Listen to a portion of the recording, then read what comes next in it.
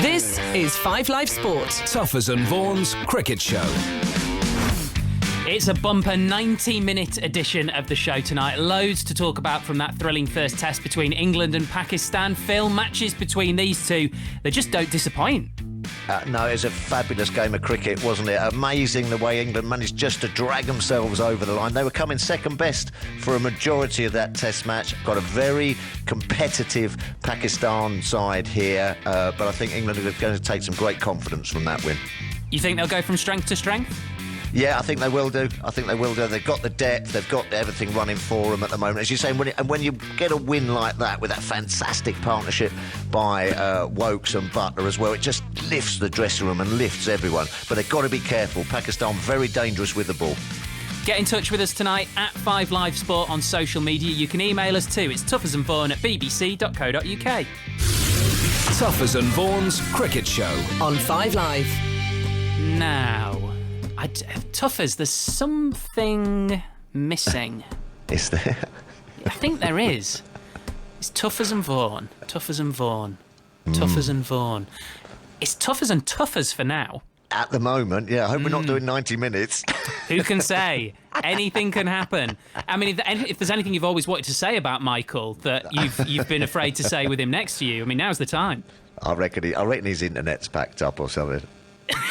Maybe it's the heat. I don't know what's it like down there. I know. Well, it's beautiful. I'm sitting out here overlooking the Aegeus Bowl on a beautiful evening. We've missed that downpour of rain. I think there's a few coming in the next 3 or 4 days, which could put a little bit of a delay on this Test match. But it's a glorious evening here. The Aegeus Bowl looking wonderful.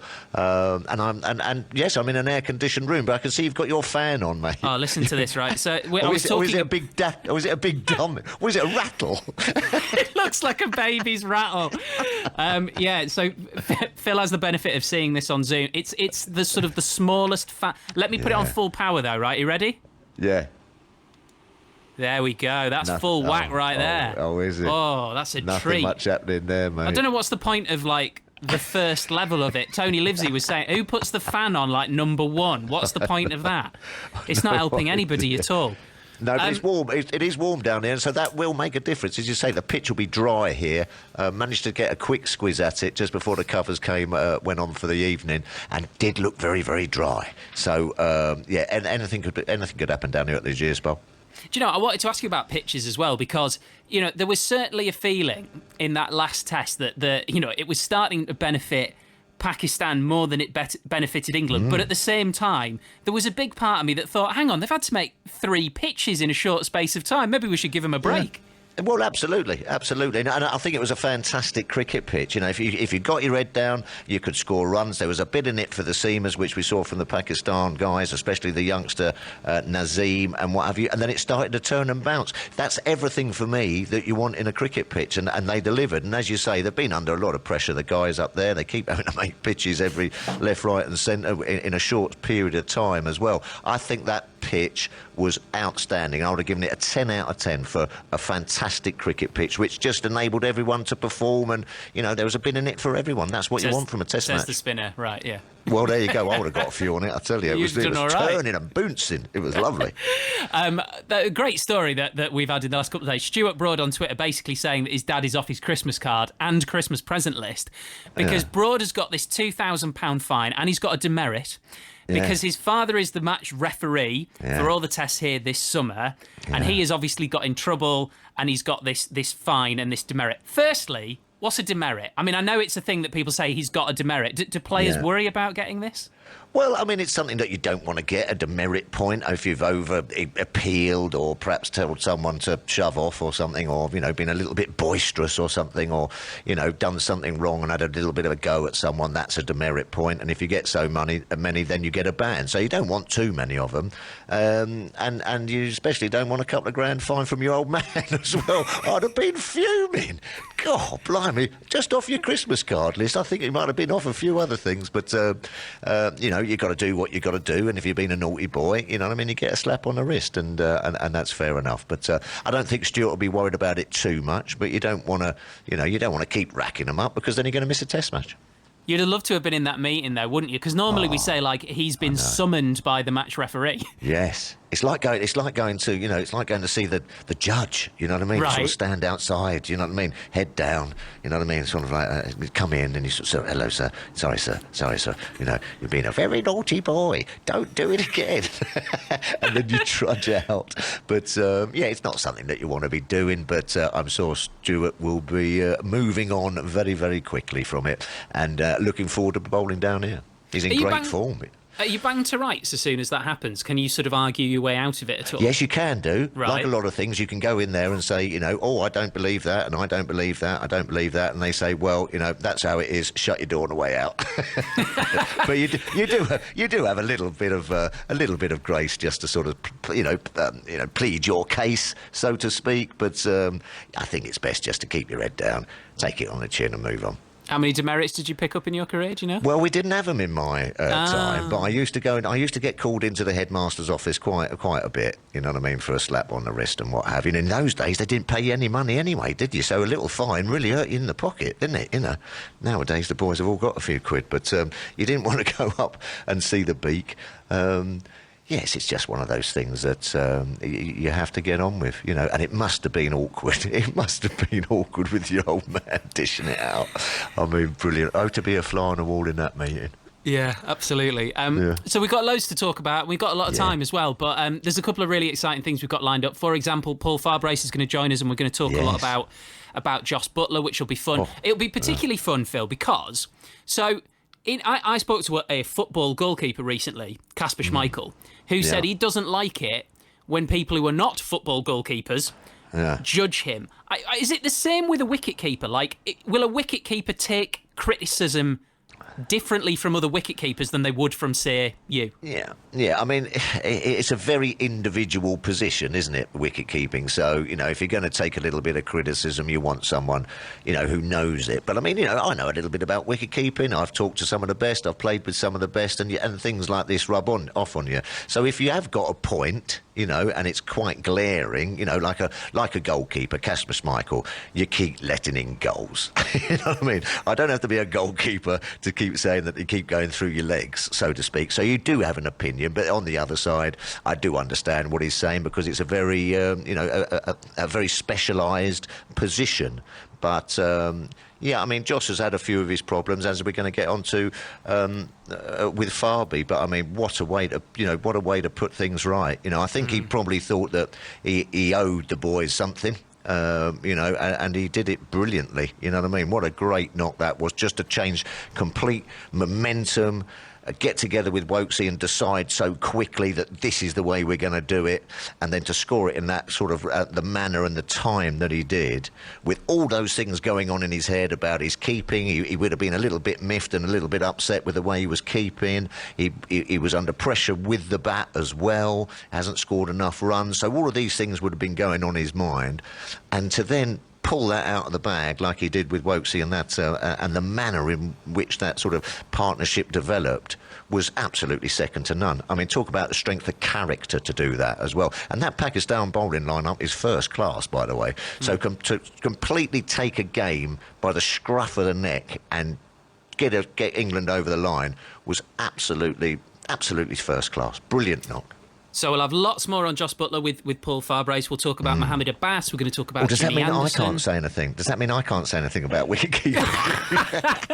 I think it certainly means that I can't. I tell you something, though. I have done it a couple of times, and it is the toughest thing to do, especially with up at Old Trafford. The ball wobbles and it keeps ducking and diving after it pitches and everything. I can remember doing it a couple of times just in sort of like second 11 games, messing about. It was terrifying, especially standing up to the spinner. You just didn't know what you were doing. So it is a tough game, bit like the goalkeeping. You've always got the spotlight on you, and if you drop one, everyone goes, oh crikey, he's got gloves on and he should be, we always used to say he's the only paid fielder on the pitch, you know what I mean? At least he should be able to catch it. But we've moved on from there a little bit. I've done it at Headingley Stadium, in fact, wicket, and I was dreadful. Awful. It was in one of those sort of media games. So it was when I was covering Yorkshire County Cricket Club, like 2006, 2007. Yeah. Dreadful, absolutely dreadful. Yeah, so it is difficult. So badly that they moved me out of it. Oh, Oh no! Oh, you I was did binned off, the walk of shame, did you? Yeah, you did yeah. the walk of shame. And it was all up on the scoreboard as well. And the little cross that they have next to the wicket-keeper, they had to move that from my name. It was... Yeah. I mean, it was thoroughly embarrassing. I played in a game once. It was sort of like I was messing about. It was a third 11 game when I was a youngster.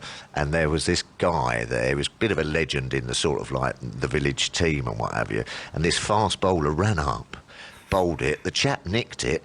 And then the wicket-keeper threw his hands in the air and appealed. And it hit him in the chest. I said, he's got to catch it. He's got to catch it first. He was there. How is that? And then bang, straight in the chest. He forgot to catch it. So, yeah. I wasn't that bad. It's tricky. No, you weren't that bad. No, right, but, I've got a tactic, Phil. Go on. Because what we could do is we could see if we can try and track down Michael Vaughan. Right. At the same time as that, if we play an interview for a bit, I can turn my fan back on. So does that sound like a good idea? That sounds a good idea. How long's the interview? Oh, good question. I don't really know. Hopefully a while. Do you need a break already? Is that what you're saying? Perhaps we could play it twice. Let's see how we get on the first time. Right, the fan is going back on. Good man. Oh, yeah, that's good. Here's Joe Root with Jonathan Agnew. Have you got any idea, because of the planning involved, in who you might rotate in or out of the fast bowlers? Yeah, I think most importantly we have a good combination. You know, we're not a one-dimensional attack, and I think it's really important that over recent past we've managed to do that pretty well. So however that looks tomorrow, we've got a number of different options we can go with, and that's an exciting place to be. Yeah. Jimmy Anderson came out a couple of days ago, and I think he's kind of reminding people that he's still a good bowler. We know that he is, but it just sounded like he was a bit under pressure, or perhaps he put himself under a bit of pressure. What do you make of his position at the moment? I think that's credit to the squad really for making probably England's all-time great feel slightly under pressure. I think most of that's come from himself, and naturally he sets himself very high standards. So, Jimmy's record speaks for itself. I think the fact that it just shows how much he cares about performing well for England, and it's a big reason of why he's been so successful for so long, is because he wants to finish every game with a bunch of wickets under his belt, and it's great to see his hunger and desire still there, and we want to see him have plenty more success in the next couple of years. Yeah. There's an interesting article by Jofra Archer too during the week in which he was saying, look, I can't bowl at 90 miles an hour all of the time. Does that need some reassessment? I mean, most of his speeds this summer have been, I don't know, between 83 and 86. That tends to be where he seems to be comfortable. We all know he can bowl a very quick ball, but do you think sort of England's assessment of what he is going to be slightly reassessed? I think over time that becomes more and more apparent where people are at. And for Joffrey, again, I've said this a number of times, he's still right at the start of his career, and because of how talented he is and what an impact he's made in world cricket across different formats, the expectation and the standards are very high for him, and he's got to learn to deal with that pressure from the very start. It's not something that's happened after 25 games, it's from right at the very start. So it is quite difficult for him to learn to manage that right from the get-go. But I think most importantly is his desire. If he keeps that desire to keep getting better and want to learn and really keep putting in for the team, then I think the sky is the limit for him. Yeah. I just think he has to keep that hunger and desire to keep wanting to get better all of the time. But when you throw him the ball, are you expecting him to bowl at 90 miles an hour? Or are you just sort of waiting to see what happens? I think at times you would, yeah. There are certain passages of the game. Sometimes it can be difficult after, if you ask him for that on day 4 and he's got 35 overs under his belt. But hopefully that's not the case. Hopefully you can call him and he can make a real impact in the game. There'll be other times when it might not be that easy. We know that no one in our squad is a robot. No one's able to just perform right at the high end all of the time. It's how often you can try and get yourself there and as close to that as possible. And as long as the effort's there, the desire's there, you can't ask for more than that. Yeah. Someone who is missing from your 14 is Ben Stokes. Did Josh Butler's innings the other day kind of lay all that to rest for now? I think it's good actually that there's that constant pressure there for all of the players. Really, you're seeing in this environment there's a number of faces around that wouldn't normally be in an English summer, and I think that drives the standards high all of the time.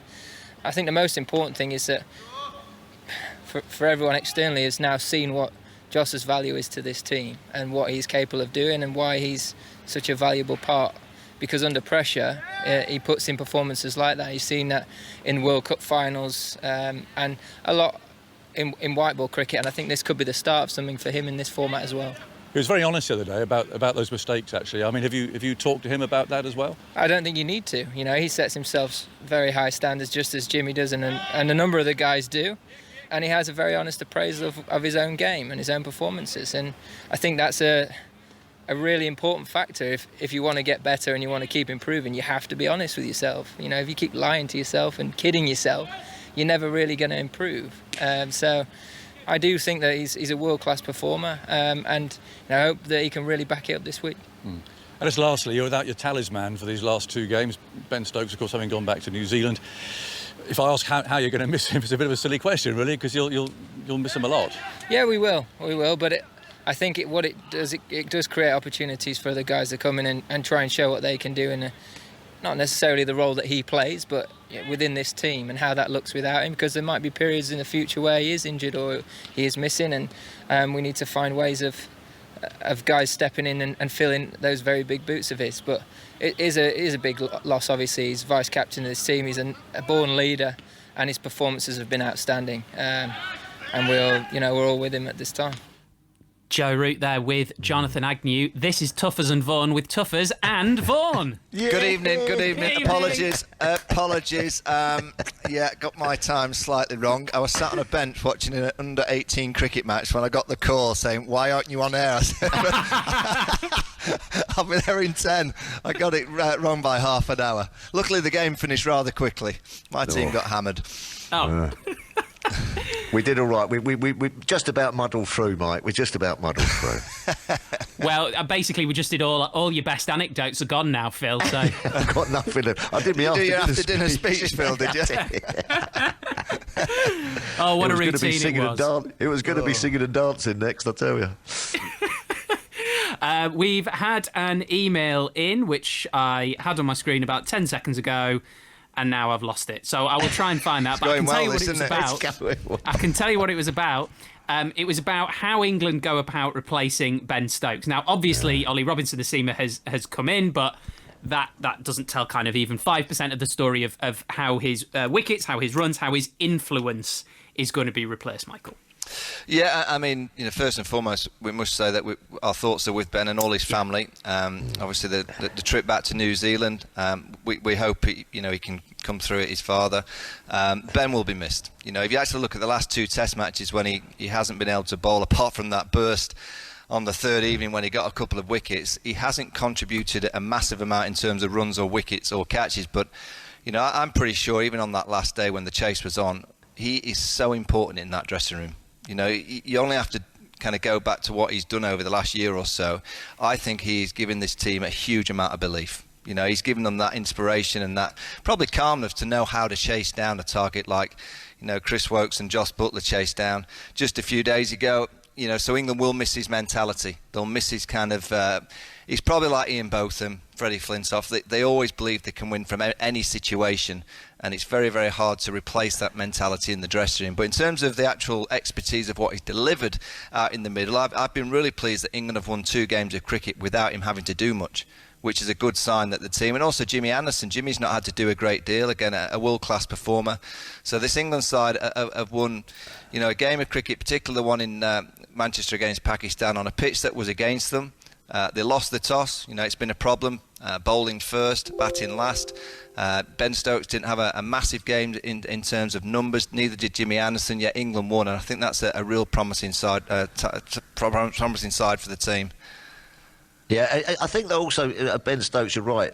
He gives that... Cricketers can be quite negative chaps sometimes, and what were they, 150 for 5 or something like that, and people start, the ball's turning, Ollie Pope got an absolute snorter a couple of times, and cricketers think, oh crikey, well, it's almost done and dusted. I think that what Ben does is it can be done. It can be done. Look at what I've done. You know what I mean? And also take a leaf out of my book. You know what I mean? And that's what he also gives. And so Michael says, it's not necessarily bat and ball, but he would have been in that dressing room. You know what I mean? Not packing his bag like some of us used to, and sort of thinking, right, crikey, you know, we've got to get home, and this is sort of like, you know, be done after tea sometime. He'll be sitting there going, no, come on, you know, let's do it this way, or let's try and do it that way. So it's going to be a huge loss for sure. Well, he's kind of taught them the way, hasn't he, in those kind of chases? Bit, yeah. When you go back to Headingley, remarkable, the World Cup final, the way that he played on both those occasions, it's almost taught the England team that anything is possible. Yeah. You know, when Chris Woakes and Jos Butler got together at Old Trafford, you could see that the pressure had been kind of taken off them. I'm sure that we're sent out with the message from the captain as well, is just have a go, try and get the scoreboard ticking. You never know, you're up against a good bowling attack in Pakistan, but it's inexperienced. Can you just challenge them to just ask a few questions of themselves over the next hour or so? And that's exactly what that pair did. I found the email. Tuffers and Vaughan at bbc.co.uk, by the way. John's been in touch, and John says this: in light of Ben Stokes' unavailability, I would pick Sam Curran. Now, the easy argument is that we'd be a batsman short, but I think you can gamble on one or two from Butler, Woakes, Curran and Broad making a score to add to what Burns, Sibley, Pope and Root have put on. So John says, Stokes unavailable, pick Sam Curran. It's a lot of bowlers. That's a lot of bowlers. We've got about 6 bowlers. I know what he's trying to say and what have you, but in a game of cricket, and especially Test match cricket, as Pakistan found out, to their detriment a little bit, playing the 2 leg spinners, one of them doesn't end up doing a lot of bowling. It's as simple as that. You know what I mean? Especially if you play 5 bowlers, probably only one's going to bowl your 10 overs. Thanks for the email, but you're going completely against it. Yeah, you can't play that amount of bowlers because there's not enough overs in the day to get them all into the game, so to speak. I tell you, Dominic Best would agree with that email, because he'd love Sam Curran to create some rough-faced off-spinners to the right-handers. I see Zach Crawley batting at 3 and Joe Root going back to his position at 4. You know, Joe has said openly in the last year or so that he prefers 4. He's had to move to 3 because of Ben's injury. I'm pretty sure he'll go back to 4. Zach comes in, and you know, the rest picked up. I guess the bowling, you could still argue that we're a bit unsure of which kind of bowlers are going to be playing. Will it be Jofra again, or will they go to Mark Wood? Has Mark Wood got a little niggle? Will Ollie Robinson replace Jofra Archer? Jimmy Anderson, from what the captain said today, he will be playing with Stuart Broad, and I can't believe they're going to drop Chris Woakes. So for me, it's do they go with Jofra again? Or do they give him a week and allow him a bit of rest for that 3rd game? I got the sense from Joe Root's press conference today, I think it'll be a very similar bowling attack. Yeah, and just put Crawley in at 3 and everyone just bumped down one. Well, everyone's happy apart from John with that. John's... Well, yes. No. John. Get more bowlers in. You've got to have a couple of fellas who are specialised batsmen. And England did look a little bit light, Mike, didn't they, to be fair? I mean, they got away with it at Old Trafford, but they just did look a little bit light. That if the likes of Stokes didn't get anyone or someone, they were quickly into the likes of Woakes. Well, they got away with it because it was an incredible partnership, but also, you know, I think Azhar Ali, the Pakistan captain, he I'm sure would have been sat down by Misbah ul Haq and Yunis Khan, Waqar Yunis, Mushtaq Ahmed, just to explain a few basics of, you know, captaincy under that kind of situation. It's not easy. You know, when you've got a player like Jos Butler, you know can hit boundaries at will, and you've got Chris Woakes playing the way that he did, but Chris Woakes in the first innings gets hit on the head. You know, and we know that Woakes over the last couple of years has struggled with a short ball. I think they bowled him 1 short ball from around the wicket. He went for the pull shot and it just ballooned over mid-wicket. They then bowled another one, which he read brilliantly, gave himself a bit of space to the leg side, crashed it through extra cover. We didn't see another bouncer to Chris Woakes. No. You know, there's someone like Jos Butler who can sweep and reverse sweep. He never once brought mid-off into the kind of single saving position to say to Butler, go on, try and hit one over the top. We know you can sweep, we know you can reverse sweep. Can you hit one over the top? You know, and Yasir Shah, once he came back over the wicket, Butler himself admitted in the interview, he found it after the game, he said he found it a lot more difficult when Yasir was over the wicket because it brought in all the dismissals. When he's around the wicket into the footholes, all right, you'll see the odd ball that you go, ooh, can't do too much about that, but you're realistically only bowling for a mistake when you do that, Phil. And when you go around the wicket, I was amazed that they didn't try and make him hit over the top down the ground. Hitting a leg spinner on day 4, and it was more like a day 5-6 wicket. Trying to hit a spinner back over his head on that kind of surface is some shot. And I was amazed that Pakistan didn't ask that question. And Wokes, I mean, we were just saying, Mike, while you were watching the cricket, we were just saying, for then Butler, to play that knock under that pressure he was under, the way he'd kept in the first innings. But also, you've got to remember, Chris Wokes hasn't scored a run, is he? He hasn't scored a run all summer either. And so for them both just to come together then, and that sort of like perfect storm was unbelievable. The Brummy Bradman played the knock of his life. Yeah, he played beautifully, didn't he? He just gave himself a bit of space and hit through the offside. But again, I was amazed Pakistan just didn't see that a little bit earlier. Go a bit more aggressive, go a bit more into leg stump rather than try and bowl off stump and just outside. He was just freeing his arms up. I don't remember them. There was one sweep that kind of ballooned and that one pull shot that just went past mid-wicket. But other than that, it looked so controlled. It was terrific cricket from that pair. We're going to have Paul Farbrace with us shortly as well to talk more about Jos Butler, and we'll get more into Pakistan as well, probably after 9 o'clock. We're going to hear from Jimmy Anderson now, though, not the first man this summer, to be very honest, about his future. This is what Jimmy had to say about his own performance in the first test. I think if I keep bowling the way I did this week, then the opportunity to retire will be taken out of my hands. It'll be a selection issue. It's been a frustrating week for me personally, just because I've not bowled very well, felt out of rhythm. And probably for the first time in sort of 10 years, I got a little bit emotional on the field, started getting frustrated, let that get to me a little bit, and probably reminded me of when I first started playing, when you get frustrated and a little bit angry, you try and start bowling quicker and quicker, and that obviously doesn't help, but still hungry to play the game. I think the frustration for me this week has been the just after one bad game, the sort of whispers that go around, and I don't think that's really fair. Well, it's not really fair, is it, Phil? Well, no, not really. I mean, I don't particularly know too many whispers that have been going around, but he obviously feels that is the case. And it does happen. It does happen. You're looking over your shoulder. You're 38 years old.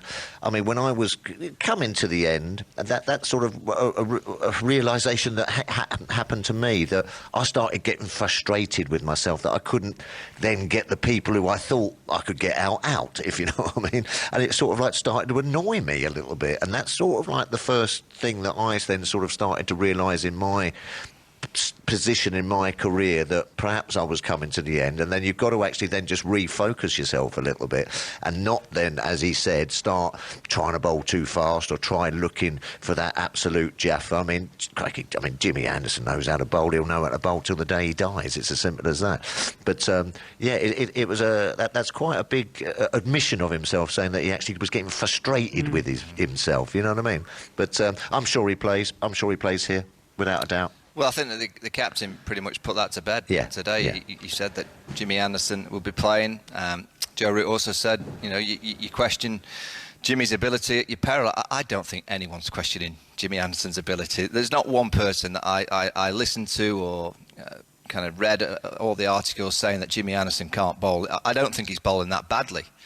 The problem for Jimmy is his standards are so high that when it dips by 5%, it looks like it's not quite as good as the usual 100% that we get. It was in the field, that drop catch, a fumble at mid-off. They're the things that kind of you look for in a player. At 38 years of age, he's got to understand that, bad weeks, when he didn't quite look as agile as he has done for pretty much the last 20 years, of course he's going to get people that's going to say that it could be coming to an end, because it is. It's not going to be that Jimmy can play for 4 or 5 more years. At best, you're probably thinking a year and a half, 2 years. But I think England are doing the right thing. I'm surprised actually that they're playing him this week. I thought they would have given him a breather and saved him for the last Test match. And I think England are doing it cleverly with both Broad and Anderson, that they are realising that they have to look to the next generation, because the last thing that English cricket needs is those two to suddenly on the same day go, right, that's it. And they've played all these games together for the next year, and say it gets to the middle of next summer or the end of next summer, they both say, right, that's me done. Look, they're giving all the indication that's not the case, but English cricket has to be prepared in case that happens, because if they play 12 more games together, say, until the end of next summer, and then all of a sudden they just get those, and Phil, it happens, doesn't it? You suddenly just wake up and you go, you know what, I've had enough. I just can't cope with this anymore, and you just want to move on. I don't know when that will be for either of them, but Jimmy at 38, I think it'll come sooner than Stewart. And English cricket's doing the right thing by giving opportunities to other bowlers just in case they go at the same time. But I saw him on the fourth morning. He was with Chris Silverwood just working on a technical problem. I don't know what had crept him. I'm not a good enough bowling expert to understand technically what wasn't quite right. But, you know, when you see a player down on the outfield working something out with the coach, that sends me the message that he's not finished. You know, he's still got that drive. He said it in his interview. It's great that he wants to carry on. Will he play every game for the next year? No. He's going to have to get used to missing the odd week. Has he still got a massive role to play in the England team? Absolutely. Because don't underestimate the amount of wickets he gets. The other bowlers stood next to them at mid-on and mid-off. You know, he might have only got 6 or 7 this summer, but how many wickets has he got for Chris Woakes by just being next to him? Joffrey Archer, Stuart Broad. I mentioned Chris Broad because he's found his son this week, hasn't he? I know, he said. I know. Interesting meeting that would have been. that made me chuckle. But yeah, you don't. It's like Ben Stokes. He hasn't had 2 great games with the bat or ball because he's not had to. But don't underestimate what he's having in terms of the effect on the team. And Jimmy Anderson, the effect that he has on this bowling group, I think is massive. Yeah, and it's also another thing, you know, is that, you know, if he's not taking wickets, he's given the captain control. He's always been able to do that. He's always been able to sort of just go at 2.5 runs and over. And if it's not his day and he's not getting the wickets, well, that's fine. But then when you do get a little bit older, you start then sort of like looking over your shoulder and thinking people are sort of like ticking you away and everything. Listen, Jimmy Anderson is going to go when he wants to go. It's as simple as that. No one's ever going to tell him when to go, or he's going to be dropped. You know what I mean? It's all about his drive and you know, and his desire to keep playing for England. It's as simple as that. We, Michael, me and Phil thought that meeting between Stuart Broad and Chris Broad was quite funny too. We had a real laugh about it at 8:05, I'll tell you that. You should have been here, Mike. It was brilliant. Sorry. I'd have had you on in the car, but I forgot to do that as well. That's fine. Do you know, one of the things that I've found really interesting in that Jimmy Anderson clip there is, if I just sort of reread the first line of what he said. If I keep bowling the way I did this week, the opportunity to retire will be taken out of my hands. Now, and everybody is different. Every athlete is different.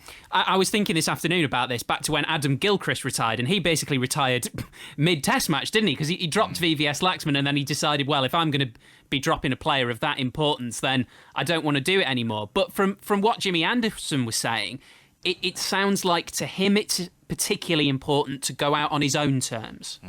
And he deserves it. Absolutely deserves it, as did Alistair Cook, as does Stuart Broad, as does anyone that represents England for a number of years. But there's only a small few that get that opportunity. You know, there's very, very few fairy tales in professional sport, particularly at the highest levels. So I hope he gets there. I hope he gets that moment. You know, but sport, I wouldn't say it can be cruel, because you can't say it's cruel when you've had 20 years playing at the top level, doing what Jimmy Anderson's done. But it will come down to him. It'll come down to his drive. It'll come down to his performance levels. You know, the bowling stocks are growing with English cricket, particularly the Test match arena. When you think about Ollie Robinson's been brought into the team, you've got Sam Curran probably won't play, Mark Wood, the Overton brothers, Ollie Stone, he's got a niggle at the minute. There's a number of decent bowler. I'm not saying anyone could ever replace Jimmy Anderson's shoes. That's going to be some pair of shoes to replace. But when you've got that, I look at it as an ex-senior pro. I think it's really good for Jimmy Anderson and Stuart Broad that they've got this batch of bowlers right next to them, because it just keeps you honest. It keeps you driven. If you knew you were just rocking up and getting in the team week after week and there wasn't a lot of competition around, as a senior pro, you could get a little bit lapse. Well, I think Jimmy and Brody know that if they have 2 or 3 weeks where it's not quite to the standards that they expect, I don't think Joe Root, Chris Silverwood, Ed Smith will be shy in saying, I'm sorry, there's a young player that's going to get an opportunity. So I think it's very healthy for the team.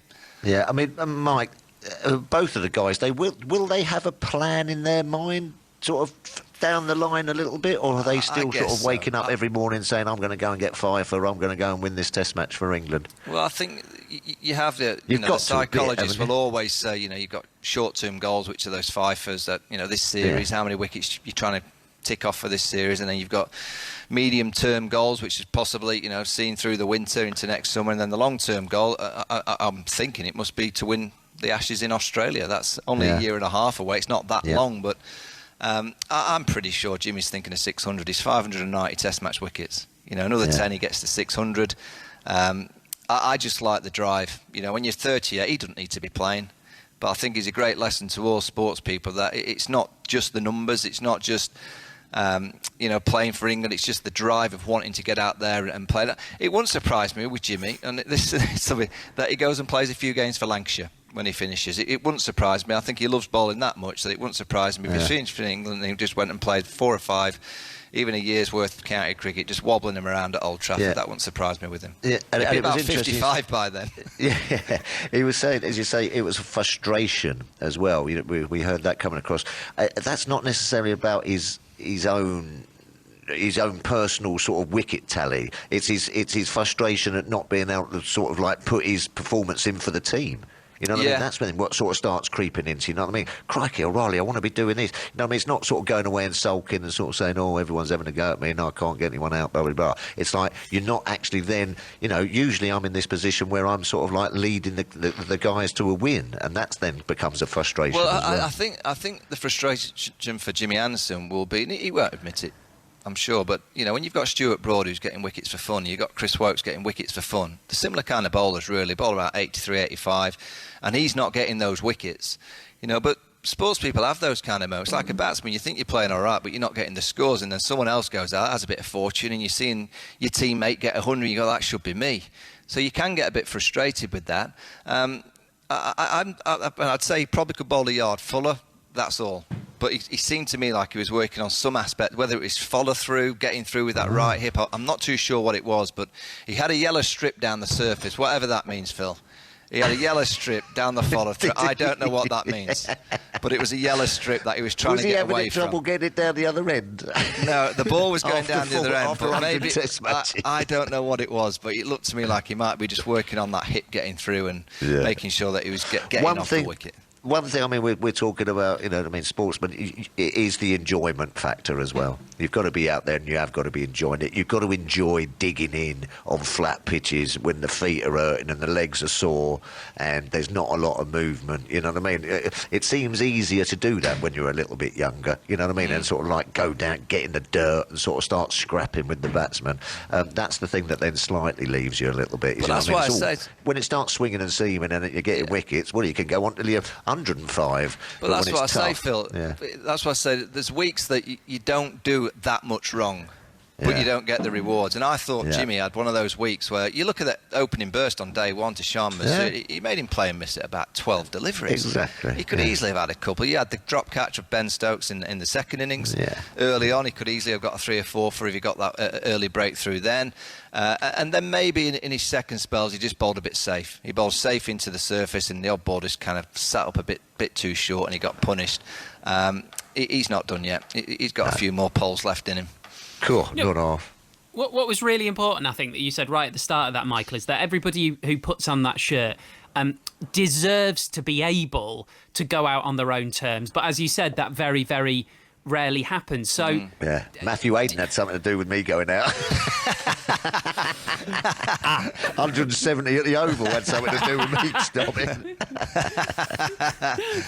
Well, that kind of nails what I was going to ask. I was going to ask, did the two of you have a thought a certain amount of time ahead? That might be when I want to do it, and then you either achieved it to get there, or something like Matthew Hayden happened to you which accelerated it?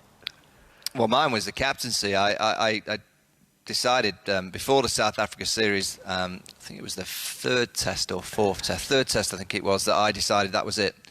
Because we'd lost the series. But before the series started, I'd already told my wife that as soon as this series is done and dusted, either we've won or we've lost, I was going to resign the captaincy, knowing full well, realistically, that in my mind I was thinking, I'll come back as a player, give myself a few months practicing, and I'll be able to come back as the batsman. Well, my knee was never right to be able to put the hours in training-wise. My mobility was never the best trait of my game, so I found it difficult to really kind of get my practice levels to a high standard. I went to play for Yorkshire the following year. I remember Strauss ringing me in 2009 about the Ashes, saying, I want you a part of the Ashes somewhere. I'm not going to start you, but please get some runs for Yorkshire and we might use you throughout the Ashes series. And I remember saying to her, I don't think it's right. I really don't think it's right for me to do so. And I was playing at Worcester, got a few, not many, of 60 odd, which was about typical of a senior pro. I'd done enough, weren't kind of driving to get the big scores. That's always an indication. Before lunch, was that, Mike? Yeah, it probably was, swinging. And I was watching the golf on the physio bed rather than fielding. And the call came, it's true, the call came through, and it's from the second team. Johnny Bester and Joe Root have got another 100, and I just looked at the physio and went, they've got to be playing. They shouldn't be in the second team. So I just called the coach and I said, that's me done. He said, I'll just play another T20 game. So I think my last game was at Leicester in a T20 game, getting abused by a load of drunks. That was me done. Yeah. But you just know, don't you, Phil? You know, you just know that you're not being able to get, the maximum out of yourself. You can't practice like you used to. And there's younger players that come through that you just look at and go, they need... I got a chance when I was 18. I don't know whether I would get that chance these days with all the cold packs and the more pressurised environment. And Yorkshire threw me in, kept me in the scene for 2 or 3 years, averaging 35, 36 at best. So I was very, very fortunate to get that opportunity. I think nowadays, I just think it's a bit more brutal. I think there's more drop-ins, more sackings, more coaches that get manoeuvred on. Back in the early 90s, it was just about consistency. And if you got your chance, you knew that you're in for quite a long time.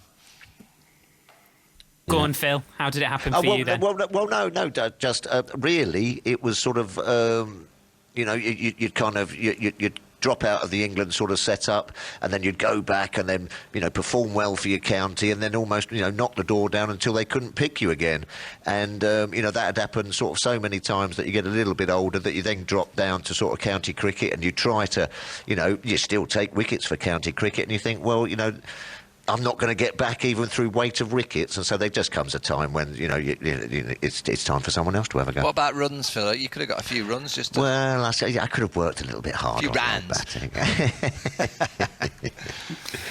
I've just been sent the scorecard from that game, Michael. 17 off 16 it was at, there you go. At Leicester. Run a ball, just over 100% strike rate. That's about right, isn't it? There you go. T20 cricket, just what you require. Did we win or get hammered? Do you know, funnily enough, I was at the game, so even I can't remember. But I'm trying to flick through to see, and you lost. Yeah. Did I bowl? I think I might. Did I bowl over? Did you bowl an over? Let's have a look. I think I might have been. You lost by 11 runs. I'm getting here. I might have bowled an over. I'm not too sure. Certainly not according to Crick Info. But, maybe it was another game just before. I bowled a couple of off-spin overs, and it just they seem to be disappearing over marquees very regularly. Well, that's a very handy sentence, because that comes nicely into talking about Joss Butler, who's used to dispatching balls exactly there. Of course, was part of that match-winning partnership in the first test against Pakistan, but did also make some errors behind the stumps. This is Tuffers and Vaughan. If you've just joined us, I'm delighted to say that we've been joined by former wicketkeeper and, of course, long-time England assistant coach Paul Farbrace. Good evening, Paul. Good evening. It's very kind to give me wicketkeeper. I think stopper might have been more appropriate. Bobby, have you just come on the show to an entrance of someone playing a ukulele? No, that's Aggers next door. Never. Aggers is next door playing his ukulele. You got your own. I thought the show had improved. We're getting music for guests. Tell him to be quiet, Peachy. Oh, Aggers has cracked his ukulele on his balcony. Oh, get him through, Phil. Let's have a little bit of that. Yeah, we could call it. It'll be like the Live Lounge on Radio 1. You haven't heard him play. He's terrible. Oh, dear. Oh, man. Oh, dear. Sorry, Paul, you're right. Yeah. I'm good, thank you. I've been enjoying listening to these two for the last 20 minutes. Oh, me too. This is the great thing about this show. You can just kind of sit back, listen to the ukulele and Tuffers and Vaughan. Does he know any others? He's coming. Can we give him a request? He's got a banjo. He's got a banjo. Is it ukulele? He's got a banjo. This is going to end up on social media. So Phil Tufnell's Zoom has been spun around so that we can now see Aggers on the ukulele. And thankfully people can hear it as well, more importantly. It's not that, I'm not sure if we'd say this to him, but it's not that bad, is it? Yes, we are on the air. Bugger off. Oh, come on. Anyway, Fabi, let's talk wicket keeping. Yeah, yes. Go on. Let's talk. Joss Butler at Old Trafford, brilliant with the bat, not so good with the glove. What as an ex-keeper and also a coach, where would you say that Joss's kind of technical flaws were at Old Trafford? Well, I think more than technical, I think he just at times looked as though there was one opportunity, a little nick where he just grabbed at it a little bit. And that tends to tell you that actually it's not necessarily about technique, because he works very hard. He's got a very simple, easy, repeatable technique as a wicketkeeper. He drops very few chances. And for me, it just perhaps showed where he was at mentally, that perhaps concentration is a massive thing for keepers. And if one part of your game's not going well, it can start to eat away. And there's been a lot of chat about his place in the side. And look, Joss is the most honest bloke in the world. Very few people would have come out after that Test match and said, I owed the team. We'd have been in a much better position if I'd not made the mistakes I made with the gloves, and I felt I owed the team. But it was brilliant to see him score the runs. It was absolutely fantastic, and that's why England want him in their team, because if he can play innings like that and change games for them. Yeah. Farby, Tuffers here, old boy. How are you? Good evening, Philip. Hello. We didn't call me Philip beforehand. Well, when I missed a stumping off you, I used to, but it was only time. Now, I'm no wicket-keeping coach or expert or anything, but the couple of sort of like things that I perhaps picked up was just sort of going down leg side a little bit. Would that be the case, that it was perhaps the feet weren't quite moving quick enough, or he just seemed a little bit more uncomfortable down the leg side? Is that something that can happen to you? Well, it can, but as I say, I think your movements get slow. When your concentration isn't as all it could be, then things like your footwork isn't as crisp. You're thinking about, and you make a mistake, it's very easy then to start thinking about what's going wrong. And it is that sort of position where you can get yourself, you start double guessing yourself, and you do get a bit heavy, and perhaps at times you get up a little bit early. And I think the one thing from the first Old Trafford pitch to that one, there was definitely more bounce in the surface in this one. Oh, yeah. And and when someone goes down the wicket and the ball bounces, it's in the shoulder, and because they're such a long way down, it looks such an easy stumping. But actually, the bounce of the ball did for Joss on that stumping. So that there is definitely, your mind starts thinking about the bounce. You start thinking about what you don't want to happen, as opposed to thinking about what you do want to happen. And when that starts getting into your mind, that's a tough place for a keeper to be. Yeah. And also, I mean, we saw a lot of this wobble after it goes past the batsman as well. I think we saw the Dowrich get one completely in the face. That must be a nightmare. How do you actually sort of coach for that? What, get him in the face? Well, no, not get a ball in the face, but sort of counteract that wobble, because it's just so unpredictable. It is, and England is the worst place for wobble. You look back over the first Test match of any series over the last 15, 20 years, you can think the amount of keepers. Healy used to talk about, he used to talk about not worrying about moving his feet when he came to England, when he stood back, just trying to line the ball up under his nose, keep everything still, and just try and react to the movement of the ball. If you remember back a few years ago, we played a series against India. It might have been Joss's first series against India. We played at Old Trafford, and Dhoni just actually knocked them down. He didn't even try and catch them. Do you remember that? And it was the Test match at Lords. He stood 2 yards back to Jadeja bowling over the wicket. Then we went to Old Trafford, and he just kept patting the ball down. He just kept knocking it. He didn't even try and catch it. Now, it is a tough act. When the ball starts to wobble, it's a seriously tough thing. I think, and once it gets in your mind that the ball's wobbling, and you start thinking about what can go wrong, as opposed to enjoying what can go well. There are days when you're keeping, your movements are fantastic, you expect to catch everything in the middle, and you want them to nick it, you want them to run past it because you're ready for it. If your concentration's slightly off, then it's really, really tough. But the wobble ball, I promise you, is the hardest thing for any wicketkeeper. Farby, as a keeper, how do you concentrate ball after ball? I know as a batsman, you have your routines, go to square legs, some players, or Jonathan Trott would take his guard and dig a big kind of hole. That was his routine. As a keeper, is it the same? It is, yeah, it's exactly the same. And you need to, I'm a massive Healy fan. Healy has helped me with so many keepers. He's helped me with lots of keepers that I've worked with. And he used to talk about switching up and down rather than switching on and off. So he said, Vaughan bowling, if he had Vaughan bowling, he didn't have chance to switch off for that 6 balls. So his switch off, if you like, was walking between overs. Between balls, he didn't have chance. and he said it was very dangerous when you're standing up to the stumps to switch off. So switching up and down was the way to go. And I think that's something that you watch a lot of keepers. They have a routine. It might be tapping the gloves. It might be they just touch the floor just as the bowler starts to get into their gather. That's their switching on. That's when they switch on. But as I say, a lot of keepers will talk about switching up and down as opposed to switching on and off. And there's a bit of chat with the slips. You turn back in, bang your gloves, bang, and you focus back on the ball. But there is a danger that you can get set too early. When you get set too early into your crouch position, it's quite hard to move. So that's why a lot of keepers you see these days, it's a very last-minute thing. Touch the floor and get themselves back up into a decent position to move both ways. So far, but for someone like Joss who didn't have a great week with the gloves, what would you have advised him to do between Manchester and Southampton? Would it be to catch loads of balls? You mentioned concentration. Is there some element that you can improve the concentration rather than just go and catch lots and lots of balls? Yeah, definitely, and actually make it a very specific practice. You know, what was it? What was it that you didn't feel comfortable with? Was it as Phil said, was it your movement leg side? Was it when the ball beat the outside edge? Was it that little bit of extra bounce? So do extra work. You'll have Bruce French with him, and Bruce has worked with him for years and years. And Joss is one of those guys, as I said, he's very honest. It may be that you actually just try and remind him of what he's done well. Talk about pitches where it's been tough and remind him that he is an excellent wicketkeeper. He has missed very, very few chances for England. He really has. And he knows that, Bairstow's there. He knows that Folkes is there.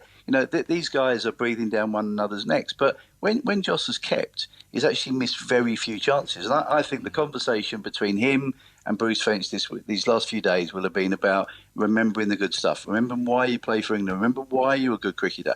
Remember why England want you in the side, what you contribute to the team. So there'll be a lot of talking about positive things as opposed to spending too much time dwelling on what didn't go well. And I think there'll be a lot of confidence in the runs. He'll take that confidence. His practice will have been good. And I think he'll be looking forward to getting back into it and getting playing the next innings now. And is it also easy, Farbs, just to then, today's a new day for a keeper? You know what I mean? I know it's very easy, with a bowler or a batsman when you've got another knock. Yeah. It is, and it's almost session by session. There are times when, you see a bowler talking about coming around the wicket, bowling to the rough, that sort of thing.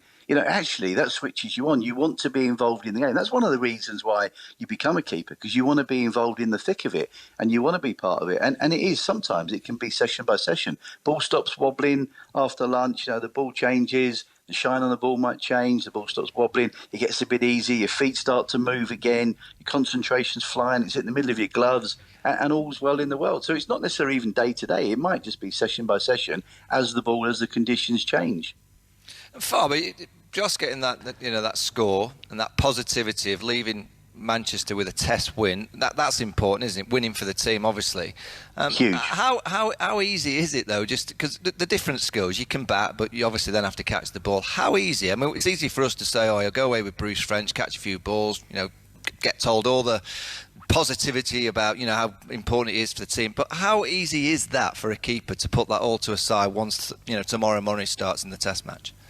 Well, that's where you get your preparation done. If you've done all your preparation, you've done everything you need to do, you can cope with whatever comes your way. If you haven't done your preparation, if you haven't worked as hard as you can do, that's when you've left yourself a bit vulnerable. And Joss isn't the sort of person to do that. He will take huge confidence from that innings. He will feel much happy about the innings that he played for the team. And as I said, he is the most honest cricketer you'll ever come across. So all of us, and including me, have been talking about he needs runs to stay in the team. He knows that, and we chat about that a lot. I mean, we share a few messages, we chat a fair bit. I love seeing him play positively. He wants to play positively. He wants to play. I mean, he to come out after the game and say, my plan was to take the new ball out of the game, make sure the second new ball didn't affect our run chase. That's the sort of cricketer he is. That's how he thinks about the game. He knows that he's just got to keep working hard at what he does. He'll take a lot of confidence in that last innings, and hopefully he goes into this innings and this game really confident. And the team will be confident because that was a sensational win for them. That really was a brilliant win for them. Farby, I prefer Joss Butler batting very similar to the way that he bats with the white ball game in Test cricket. And it's not reckless, it's just, really giving himself a positive mindset of going, I'm going to play my strokes, but I'm going to play them with great balance. Those reverse sweeps and sweeps when he first went out there, the drives for extra cover, you know, it's easy to say hit it, but he was hitting it with a real great foundation to strike the ball. And that's why, I think that's why England's so desperate for him to have this long, prolonged spell in the team, because I can see it. When he plays in that fashion, it's not a licence, because no one can have a licence in Test match cricket to just swing. But he, in my view, would have a licence to go and play in that one-day, great balanced position all the time in Test cricket. Paul, absolutely. Sorry, and he wants to play that way, doesn't he? Yeah, absolutely. Yeah, I hope so. Sorry to jump in, Paul. If we don't hit the news on time, I get in trouble. So we're going to have to leave it there. But it's been lovely to talk to you. Thanks a lot. Cheers, fellas. Cheers, Bob. Paul Farbrace, that was absolutely brilliant. Also, before we do get the news as well, Michael, I have to say that you have been summoned to the office of the match referee, Phil Tufnell, who can give you a demerit for being late if he so deems worthy. Oh, do I get fined, Phil? Oh, a few quid. Yeah, I'll bring you a bottle. One demerit or no demerits, Phil? Well, 2 bottles. Good evening. This is Tuffers and Vaughan. We've got much more to come after the news as well. We'll be talking more Pakistan ahead of the second test, which starts tomorrow. We've got full commentary, full coverage with the TMS team. It'll be on 5 Live Sports Extra, as always. We're also going to be reflecting on what was happening 15 years ago this week. We'll do that after the latest news on 5 Live. Tuffers and Vaughan's Cricket Show on 5 Live.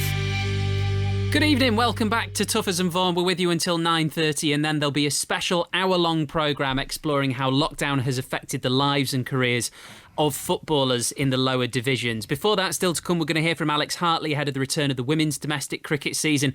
We'll also relive the incredible, but maybe slightly overlooked, Old Trafford Test from the 2005 Ashes. It was 15 years ago this week. You right, Phil?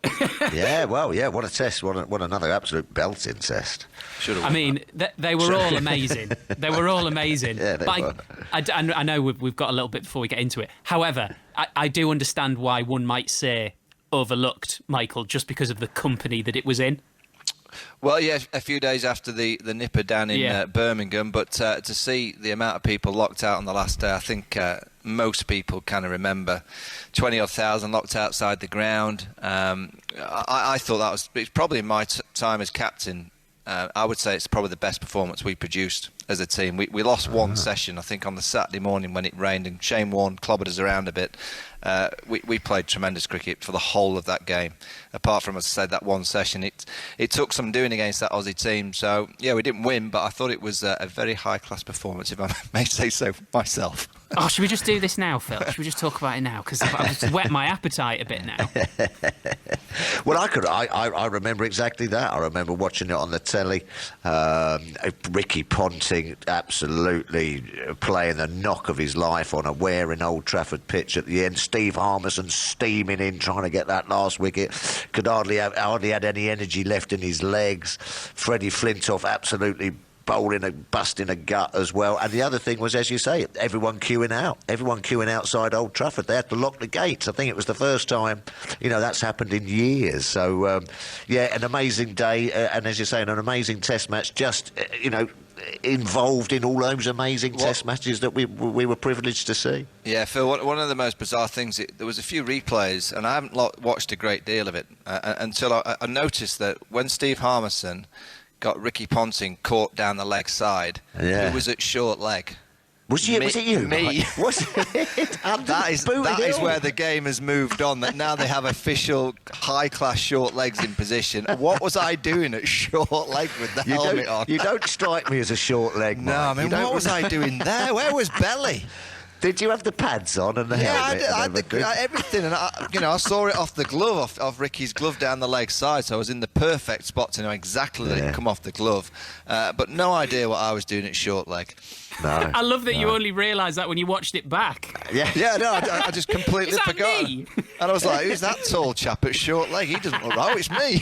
Yeah. I mean, we're talking about crowds. I mean, can you imagine what that Old Trafford crowd would have been like for the last Pakistan Test match? I mean, it would have been raising the roof, and I can just remember that Old Trafford crowd there in 2005 going absolutely bonkers. But I tell you what, Phil, this England side, there's something about them that I described both England and Pakistan after the game as probably the best two teams to follow in world cricket. Yeah, because entertainers, aren't they? They are, and you never quite... Look, England are becoming more consistent, and it might get that they get so good that they get boring because you know that they're going to be so good all the time. Yeah. But I just like the fact that they do have the odd day or so that doesn't go quite to plan, and the opposition get back in the game. You look at the West Indies. Toes. Yeah, the West Indies weren't a great team, but England lost a Test match because they just had 2 or 3 days where they didn't get it right, didn't bat with any discipline or control, and you lose a Test match because of it. But Pakistan are the same in they're 1-0 down in the series. They should be 1-0 up. They're going to go to Southampton. I'm sure the pitch will be quite dry. They can win the toss and bat again. You get Yasir Shah bowling the way that he did at Old Trafford. I don't think he bowled brilliantly, but he bowled okay. If he can bowl a little bit better than he did, he's going to be a major threat. And, no Ben Stokes in that dressing room for England. If Pakistan can bat first in the next couple of weeks, it's going to be a very, very close series. Yeah. Well, they've got the ability to take 20 wickets, haven't they? It's as simple as that. They've got that, and any side that has got that, it's just about trying to get a few on the board. They did that in the first innings beautifully and managed to get over 300 odd, but then just fell apart in the second innings. So that's what they'll be thinking. But they would have taken a lot of credit. But that's typical, don't you think, Phil, of both teams that Pakistan produced that poor batting display when the game was on. Really, they probably just switched off. They thought, we're so far ahead of the game, we can have one of those innings that we'll get 200, 225, it won't be a problem, we'll win the game. Well, they didn't, and England in the past have done things like that where they've just kind of switched off. And you looked at some of the tactical manoeuvres for England in the Test match, they didn't quite get it right all the time. There was a period where they bowled the spinners up to the second new ball, the momentum was shifted. I just think both teams they're worth watching. They are worth watching because you're never quite sure what's going to happen. Yeah, they've got a bad session in them all the time. Yeah. But I think Pakistan will be sitting there. They'll be absolutely kicking themselves, because they were coming first in that Test match for the large majority of that Test match, and they'll be thinking, we are not out of this. Okay, they'll be kicking themselves and thinking we could have done better, and if we'd have done this and done that. But deep down, they'll be thinking, right, with this bowling attack, and now Stokes has gone and things like that, we can rip through this England side if we have a bit of luck. Yeah, there's a slight concern of the inexperience could really have been affected by losing. You just if Pakistan have a good first day tomorrow, I think they'll be absolutely fine. If England win tomorrow, if they get the chance to bat or they bowl Pakistan out cheaply, I think we could be in for England kind of dominating the last 2 games. Pakistan have just got to think about winning tomorrow. Come out of tomorrow's play on top. If they do that, I wouldn't say everything that happened at Old Trafford goes to bed, but you can nullify, only talking 3 or 4 days ago when it happened, you can nullify that with a good first day's play. Yeah. I remember you saying on TMS, Michael, about Mohammed Abbas. In fact, before I give you the quote, there's an incredible statistic on CricViz about him. His opening spell on day 4 was the most accurate since their records began. Which is in 2006. But you said I'd have sleepless nights facing him. Give me Akhtar or Bretley all day. Yeah. I'm having sleepless nights, and I'm not having to face him. He's my worst nightmare. 80 odd miles an hour, probably a little bit quicker than he looks. Gets a little bit of zip off the surface, and wobbles him either way. Doesn't swing. You can see it generally from the hand, so you can see which way it's going. You can get in line to play the swinging ball. Wobbles, seam movement in general, it's a nightmare because he's that good that I do think he can seam it either way, Phil. I don't know how he does it, but I think he can say, right, I'm going to nip one back and I'm going to nip one away. Yeah, he is. Yeah. He is my worst nightmare, and I feel for the likes of Dom Sibley, Rory Burns, knowing that on any surface, for the first 10 overs with that new ball, it will wobble and it will manoeuvre. And if you're slightly out of sync, technically or mentally, he's going to whack into your pads. It just goes to show It just goes to show that the different sort of psyche of people who can bat and people who can't bat, because he would have been the one person I wouldn't have had sleepless nights about. I would have just thought, well, he's not going to whip me on the head and kill me. But then it just goes to show... I know, but it just goes to show, though, that it is coming back a little bit, isn't it? There is starting to be a place now for that guy. Can you remember when you had to bowl virtually 90 miles an hour, otherwise Duncan Fletcher wouldn't look at you as a fast bowler or a test bowler. But nowadays it is just coming back to that sort of like you can imagine, Phil. Yeah, just come up and hit the spot and be accurate. Yeah, you imagine the wickets that Mohammed Abbas has had to come up bowling on through Pakistan. Oh, flat out. It's like rock hard roads. Yeah, yeah. You know, how he's kind of managed to kind of get through the system bowling at that pace tells you that he's so skillful. He's had to develop the wobble seam. He's had to develop this accuracy. The reason that I say, for one, he can get you out. For two, I think he's very difficult to get a single off. So if you're down there at the start of the over, I think you're down there for the over. And I like bowlers like, Akhtar, Brett Lee. Oh, look, you can get damaged, you can get hurt, but I always felt you could get down the other end because there's loads of gaps in front of the wicket because generally all the catches are behind you or short leg gully. So if you did play a forward defence or just get one in front of square on the leg side, you were always down the other end, whereas Mohamed Abbas has that ring field, doesn't he? 3 in the ring on the offside, 2 on the leg side, 2 slips in a gully. There's not many ones. That's why Anderson's so good as well. If Anderson's all over you, Jimmy Anderson will not let you down the other end. He'll make sure that you've got six balls from him, which is a nightmare as a batsman. Well, he bowled that spell. I think he bowled something like 9 overs, sort of like 1 for 1. It was. I think that 9 over spell they went for 1. How do you look? He's not the best fielder, Phil. No, he's not. And Pakistan have become a good fielding side as well. Very athletic. He stands out, doesn't he, Mohamed? He does a little bit. But you take that for his bowling. How do you look then to counter-attack that, Mike, coming out your out your crease? Or? Well, England tried that, didn't they, in the first innings? And, you look at Ben Stokes in particular, went at Mohamed Abbas from around the wicket. And it was a sharp seaming ball. But I think he'll look back at that and his balance wasn't quite there. He kind of played on the move. I don't like that technical change of going outside. Unless it's comfortable to you, there are players that can bat outside the crease and it's fine.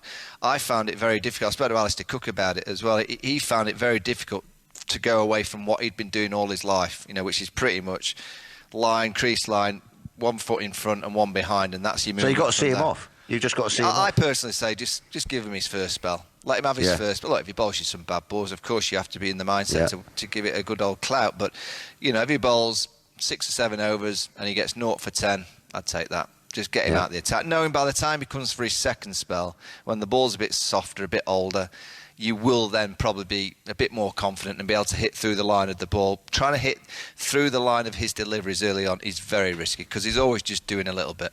Yeah. Yep. So that pace of bowling could that be having a bit of a comeback? Like the sort of, because Glenn McGrath didn't bowl fast, did he? That level of metronomy is, I don't know if that's a word, I think it is.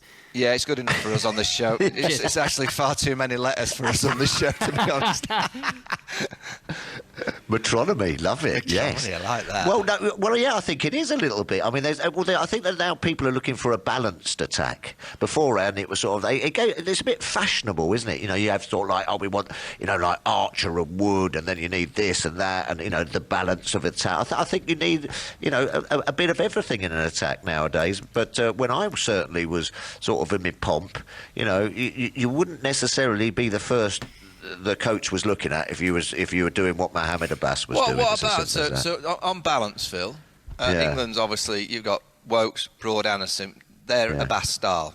Wokes and Stewart have bowled a bit quicker, but they hit the top of off stump wobbling either way, skillful.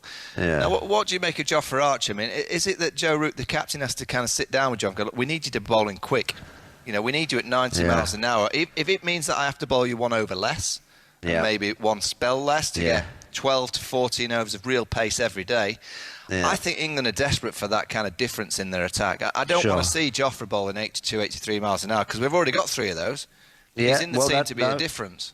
Yeah, that's right, and I think that you can't do it all the time as a fast bowler. You can't just sort of like switch it on. There's 90 miles an hour, but I think that Jofra Archer has that 90 miles an hour in him with that short, quick bowl, but I don't necessarily know whether he's that kind of like out-and-out kind of Mark Wood kind of bowler who just runs in and looks to bowl top pace all the time. I think that sort of real pace of his is more of the surprise delivery. I think England have got a bit of a quandary with him about what role they want him to play a little bit, and that's got to be made pretty clear to him. Right, we want 3 overs, 90 miles an hour, give it your best shot, and then you can go and have a rest. Or, we want you to just sort of... I think you've got to be flexible as a bowler as well. You've got to be a little bit flexible. When it's not sort of like a quick pitch and it's flying through, you know what I mean? Sometimes you have got to throttle back a little bit and do the holding job. But when it's in your favour and things are happening for you, don't bowl the 82 miles an hour, because you're not actually, as you say, there to do that. You know what I mean? You're there to be that X factor. So I don't think England should take away that X factor factor, because we've got a lot of bowlers that, as you say, Wokes, Broad, Anderson, these kind of guys and everything, and they are, extremely, extremely good bowlers, but Jofra does have that little bit of X factor, so I don't think we should take that X factor away from him, but then how to get that out of him every time he bowls, I'm not quite sure. It just feels like it's going to be another belter, doesn't it? Just every single topic we talk about is exciting. Obviously, it all gets underway tomorrow morning. TMS on 5 Live Sports Extra. You can listen to it. Also, later this month, the women's domestic game is going to be back. It's going to be back with a brand new 50-over competition, which named very nicely in honour of Rachel Hayhoe-Flint, England's first World Cup winning captain. I've been speaking to Alex Hartley, who plays for the Thunder. She'll be taking part in it, and she's just delighted to be back playing after almost a whole year without any cricket. I'll tell you what, yesterday was a long day, and it was just so strange to have such a long time out of cricket and then finally play after 350 days. It was brilliant to get back out there, but equally I've got one very sore shoulder this morning. How quickly were you like, oh yeah, I forgot this was hard? Well, it was my first training session back about 3-4 weeks ago. I couldn't physically do the gear stick with my bowling arm. I had to use the opposite arm to change the gear in the car. It's just odd which, you get little muscles that you forget to use day to day. I think the most difficult thing has been we started off training like individually and then in groups of 3. And then yesterday we got sprung into 3 teams were all together. So there was like 40 girls together. And the strangest thing is after every 6 overs or every 20 minutes, the game completely stops for you to go and sanitise a cricket ball, which is just bizarre. Does that kind of interfere with your concentration? It not concentration. It kind of just throws you a little bit, because as captain, you kind of get field set and your bowler's planned and you shine the cricket ball, and then you think, oh, actually, there's no point shining this thing, so I'm just going to stick a lot of hand sanitizer on it. We have this tournament. It's a special one-off 50-over tournament, and it's been named after Rachel Hayhoe-Flint as well, which is a lovely touch, isn't it? Yeah, it really is. There's no better woman to name this tournament after. She's done so much for women's cricket. She is. We always used to talk about her as an England squad, Rachel Hayhoe-Flint. She did this, she did that. She's such a pioneer, and without Rachel Hayhoe-Flint playing in, the first World Cup, winning that World Cup, and then putting her foot down to say that women should be allowed in the long room at Lord's, I don't think women's cricket in England would be where it is today. She's been a massive, massive pioneer for women's cricket, and yeah, it's just fantastic that we've now got this trophy after her. It's really nice to hear you sounding so upbeat, because before coronavirus happened, so if we were to take the sort of 18 months prior to that, you'd had a really difficult run of it. You'd been in that position where you'd had to be told that you weren't going to have a central contract anymore. These are all, difficult life moments, and you just come back. You were just ready to get back into it when all of this happened. Yeah, and it was also one of those where I didn't know if I wanted to play cricket full-time anymore. I was like, right, I'm going to have 6 months out, and then come January, February, I'll hit the ground running. And went over to commentate on the T20 World Cup out in Australia, and that's when I realised I wanted to play again. And then got home, and, it gets to June, July, and we're still not playing cricket. So it's been a real weird 12 months for me. Is it as sort of dramatic as rediscovering your love of it? Yeah, it really is, because you work so hard for years to play for your country, and then someone turns around and tells you you're not good enough anymore. It's soul destroying. And so I was like, well, what am I going to do in my life? And got the opportunity with TMS and absolutely loved it, and, fell in love with the game of cricket again. It sounds so cliche, but it's true. No, it doesn't. It doesn't sound cliche at all. It's brilliant that you were able to go through that, but also kind of a massive shame that having got to that place, everything stopped. Yeah, it is a shame, but equally it's made me more hungry. So now I'm ready to play again. I'm ready to hit the ground running, and, I've got points to prove. Whether or not I want to play for England again, I'm not sure, but, I want to do well in this new competition and really show what England are missing out on. Do you think that experience of having to kind of re-find your purpose has helped in a weird way with the whole coronavirus situation that everybody has had to deal with in their own way? Yeah, definitely. For me, I'd have come back from Australia. I'd have got into pre-season and just played cricket and played in the domestic tournament and probably just gone through the motions, because I knew that I needed cricket as kind of a job rather than anything. And I would have played with a mindset of, well, if I play for the next couple of years, then I might go into commentary afterwards. But But now I want to play cricket, and I know that I can commentate on the side, so I'm much more hungry than I was 6 months ago. When other sports started coming back, particularly men's football, and we had men's cricket coming back, was that kind of a joyous time for you because you're a sport lover, like we're all sport lovers, or was it almost even more frustrating because presumably you were thinking, well, great, but what about women's sport? Yeah, I was really worried at one stage that women's sport had kind of taken a back seat, because you're watching all the football come back, you're watching England men come back, and you think, well, why on earth are England women not playing till September when we can be playing now? And it's quite a frustrating time, but equally, as a player, you kind of understand that men's cricket is where the money's at, and we have to kind of sometimes take a back seat. I just hope it's not for, for too long. Do you think this tournament is going to be an important part of making sure you're not in that back seat? Yeah, 100%. I think it's a real chance to prove that women's cricket is getting better. There are fans that are itching for it. We have people tweeting, being like, well, why the girls aren't playing? And I think that's really important. And if we can get this tournament up and running, then it's only going to be good for, future tournaments. You must be so excited right now.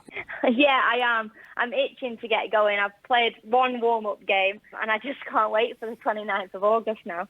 There's zero pressure on me, which is really, really nice, because if I go into this tournament and take 3-4 wickets every game, it doesn't matter. If I go into this tournament and go at 10s every game, it doesn't matter. Obviously I want to do well, but I want to enjoy my cricket this season and see what happens in the future. Previously, you represent your country, and it was the only form of income I had for cricket, because women's cricket wasn't professional. So you make it to England, and then quite suddenly you go from wanting to play for England and representing your country to going, well, I don't want to lose my job. So it kind of then becomes, well, you have to play well, you have to do this, and there's other left-arm spinners coming up, they're going to take my job.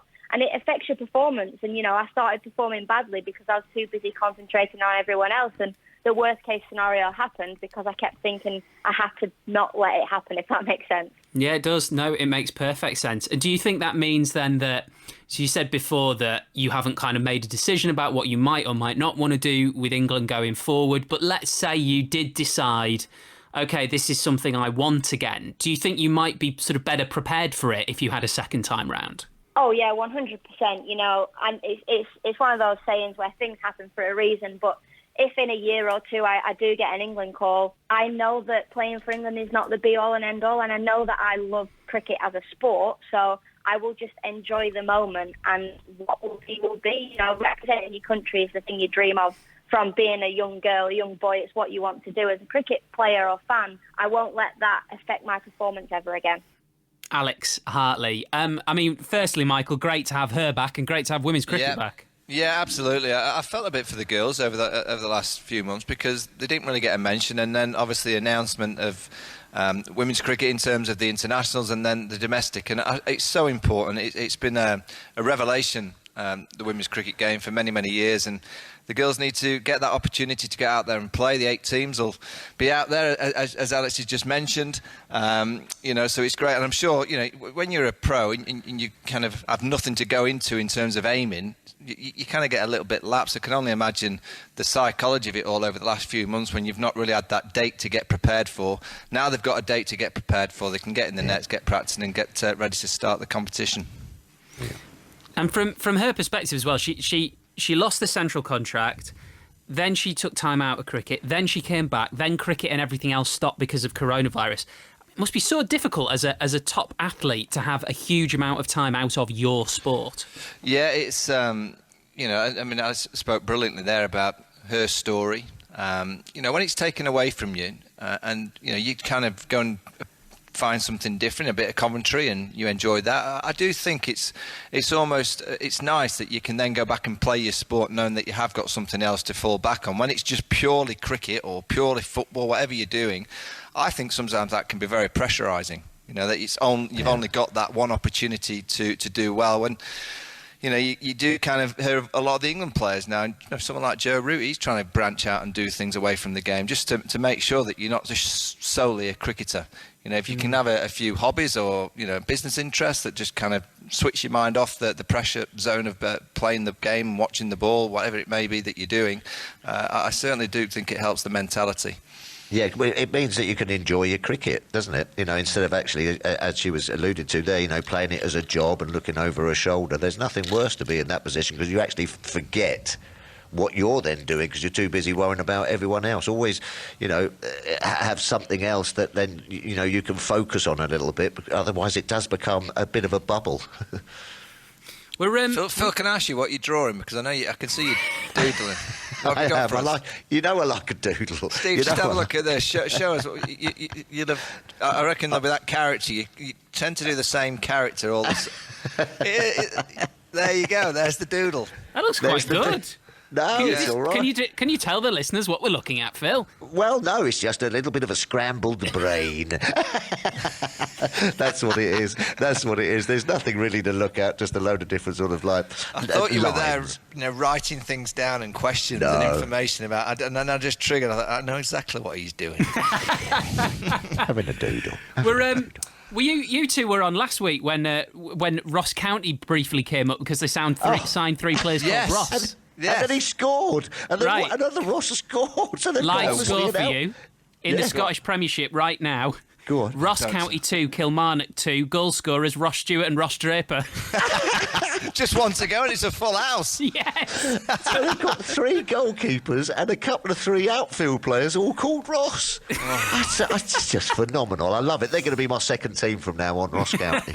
There you go, Ross County. You've got another fan. I might as well give you the other scores. Rangers 3, St Johnstone 0, Motherwell 2, Livingston 2. These are all in the last 15 minutes. And it's still Atalanta 1, Paris Saint-Germain 0 in the Champions League. That's a shock. That's a shock. Yeah, will be 22 minutes to go. And by the way, before we finish, been doing a bit of Googling. Metronomy is not a word. It is, however, the name of a band, and I'm told they're missing a banjo player. So Steve, you've made up a word on air. Apparently so, yeah. That is brilliant. It sounded good to me. You said it very confidently, which is very, very good. Well, if they're looking for a banjo player, I've got one next door to me, but he's not very good. We'll make it happen. Michael, Phil, been an absolute pleasure. Thank you very much. Cheers guys. Boys.